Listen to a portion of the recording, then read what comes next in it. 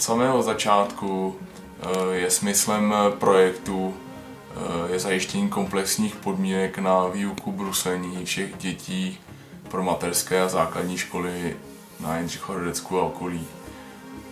Jednoduše řečeno, naučíme bruslit co nejvíce chlapců a dívek.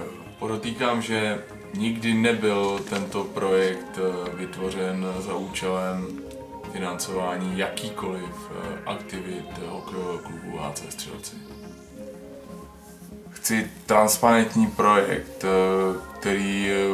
který budou podporovat města, obce na Jindřichohradecku, Vysočině a nedopustím jakožto zástupce jakéhokoliv využití finančních prostředků pro jiné účely než pro samotný projekt a jeho budoucí rozvoj.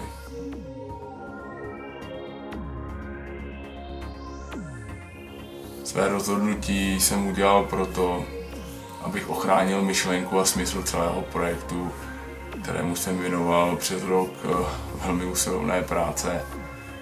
Poté, co je projekt rozběhnutý, je vize spolku diametrálně odlišná od původních dohod, které jsme měli. Dále podotýkám, že na základě nemorálních aktivit vůči mé osobě, živých a urážlivých prohlášení ze strany spolku ledního hokeje již nadále nemohu působit v této organizaci, za kterou jsem bojoval a věřil.